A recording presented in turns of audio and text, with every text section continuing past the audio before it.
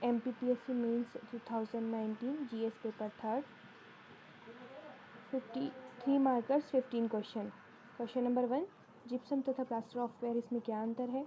Question number 2, एक railway platform पर एक कुली अपने सिर पर 30 किलो वजन रखकर चल रहा है, कुली के द्वारा किया गया कार्य कितना है।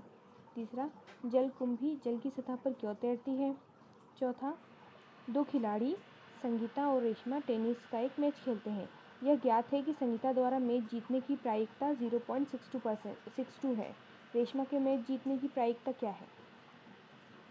फिफ्थ, एक खिलौना कार का विक्रय मूल्य ₹540 था। एक दुकानदार ने उसे 20% लाभ पर बेचा।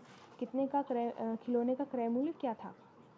छठवां, समलंब के आकार के एक खेत का क्षेत्रफल 480 मीटर स्क्वायर है। दो समांतर भुजाओं के बीच की दूरी 15 मीटर है और उनमें से एक समांतर भुजा की लंबाई 20 मीटर है। दूसरी समांतर भुजा की लंबाई ज्ञात कीजिए। 1.7 पे है, पाई चार्ट क्या है। आठवां, एक वृत्तीय घड़ी का मिनट का कांटा 15 सेंटीमीटर लंबा है। उसे 1 घंटे में वृत्तीय बिंदु केंद्र तक पहुंचने में कितना समय लगेगा if pi is equal to 3.14। Ninth, बौद्धिक संपदा राष्ट्रीय बौद्धिक संपदा नीति के भाग क्या है लिखिए। 10वां है, पारजीवी जंतु क्या होते हैं। 11वां है, ऊर्जा प्रबंधन चुनौती और मुद्दे बताइए। 12, मल कीचड़ प्रबंधन से क्या आशय है। 13वां, जैवोपचारण क्या है। 14वां, वेंकटरमन रामकृष्णन। 15वां, जैव आवर्धन biomagnification. 6 markers 10 question. First, bore के परमाणु मॉडल का वर्णन कीजिए। सोनिक बूम एवं इसका प्रभाव बताइए। तीसरा, ठोस से बने 3 घनों जिनकी भुजा क्रमशः 30 सेंटीमीटर, 40 सेंटीमीटर, 50 सेंटीमीटर है को पिघलाकर एक घन बनाया जाए तो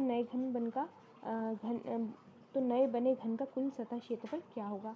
चौथा, माइक्रोकॉन्ड्रिया पर टिप्पणी कीजिए। 5वां, एक कक्षा में छात्राओं का प्रतिशत का विद्यार्थियों की कुल संख्या का 40% है एवं इनकी संख्या 22 है। कक्षा में छात्राओं की संख्या का छात्रों की संख्या में अनुपात ज्ञात कीजिए। 2 अंकीय संख्या के अंकों का योग 9 है। जब अंकों को हम परस्पर बदलते हैं तो पाते हैं कि परिणामी नई संख्या मूल एक संख्या से 27 अधिक है। तो 2 अंकीय संख्या क्या होगी। सुदूर संवेदन एवं इसके प्रकार उपयोगिता समझाइए। 8वां, जीवाश्म ईंधन क्या होते हैं, इसके नुकसान क्या होते हैं। 9वां, जलवायु परिवर्तन, इसके कारण और निदानात्मक उपायों को समझाइए। 10वां, मिशन चंद्रयान 2 पर टिप्पणी कीजिए। 11वां, पर्यावरण संरक्षण अधिनियम 1986 की प्रमुख विशेषताएं समझाइए।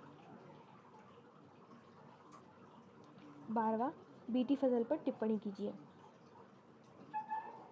15 मार्कर्स 3 क्वेश्चंस।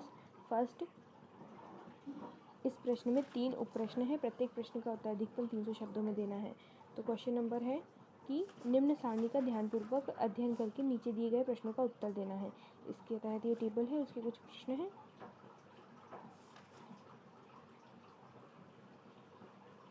क्वेश्चन नंबर 2 है ऊर्जा के वैकल्पिक या क्वेश्चन नंबर 1 का और है क्वांटम वर्चस्व क्या है। क्वांटम कंप्यूटिंग पारंपरिक कंप्यूटिंग से किस प्रकार भिन्न है। क्वांटम कंप्यूटिंग के क्या अनुप्रयोग हो सकते हैं। क्वेश्चन नंबर 2 है ऊर्जा के वैकल्पिक स्रोतों की वर्तमान स्थिति का वर्णन करो एवं भविष्य में उनकी संभावना की विवेचना करें। या विज्ञान एवं तकनीक का सामाजिक और आर्थिक विकास में अनुप्रयोग बताइए, इसके उदाहरण लिखिए। तीसरा क्वेश्चन है अंतःस्रावी ग्रंथियों से आप क्या समझते हो। इन ग्रंथियों से स्रावित होने वाले हार्मोन्स के कार्यों को संक्षेप में वर्णन करें। या निरंतर उत्पन्न किए जा रहे फेंके गए ठोस कचरे की विशाल मात्रा का निस्तारण करने में क्या बाधाएं हैं। हम अपने रहने योग्य परिवेश में जमा होते जा रहे जहरीले अपशिष्टों को सुरक्षित रूप से कैसे हटा सकते हैं। Part B economics 3 marker 15 question. First, Bharat के किस राज्य में 2011 की जनगणना के अनुसार साक्षरता दर सबसे कम है। दूसरा, जीडीआर से क्या अभिप्राय है। न्यूनतम समर्थन मूल्य से आप क्या समझते हैं। भारत की राष्ट्रीय आय में अर्थव्यवस्था के किस क्षेत्र का हिस्सा सबसे अधिक है। अवमूल्यन से आप क्या समझते हैं। ट्रिप्स क्या है। राष्ट्रीय आय को मापने की कितनी विधियां हैं। सकल घरेलू उत्पाद से आप क्या आशय है। स्टार्टअप इंडिया कार्यक्रम क्या है। प्रच्छन्न बेरोजगारी क्या है। सुरक्षित भंडार या बफर स्टॉक क्या है। पूंजी उत्पत्ति अनुपात कैपिटल आउटपुट रेशियो से क्या आशय है। सापेक्ष गरीबी क्या है। उदिता योजना क्या है? भारत में नेशनल इंस्टीट्यूट ऑफ वायरोलॉजी कहाँ पर स्थित है? 6 मार्क का 10 क्वेश्चन। क्वेश्चन नंबर 1, आत्मनिर्भर भारत अभियान के प्रमुख स्तंभों के बारे में बताइए। दूसरा, मध्य प्रदेश के विनिर्माण क्षेत्र के विकास में आधारभूत ढांचे की कमी के कारणों का उल्लेख कीजिए। वैश्वीकरण से भारतीय अर्थव्यवस्था में संपोषणीयता में वृद्धि हुई है, इस पर विचार लिखिए। राष्ट्रीय आय लेखांकन का महत्व समझाइए। भारत में गरीबी के मापन हेतु तेंदुलकर समिति की प्रविधि रंगराजन समिति से भिन्न कैसे है? सेवा क्षेत्र दृष्टिकोण का मूल्यांकन करते हुए ग्रामीण ऋण पर इसका प्रभाव बताइए। भारत में मौद्रिक प्रसारण प्रभावी क्यों नहीं है? मूल्यांकन कीजिए। विशेष आर्थिक क्षेत्र औद्योगिक विकास, विनिर्माण एवं निर्यात हेतु एक इंजन है, विवेचना कीजिए।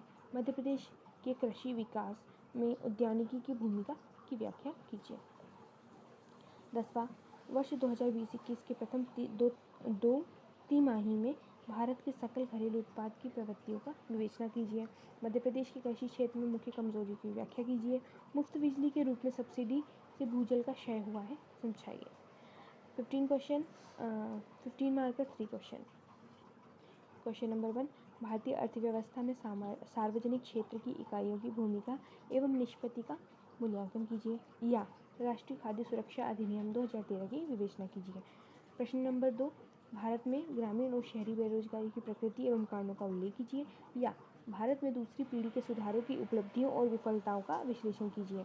क्वेश्चन नंबर 3, भारत सरकार द्वारा मेक इन इंडिया कार्यक्रम के तहत कौशल विकास के प्रावधानों की विवेचना करें। या गरीबी और आय की असमानता को कम करने में सार्वभौमिक बुनियादी आय कैसे एक उपकरण हो सकती है, अपना मत प्रकट करें। तो ये आज का पेपर था। Thank you.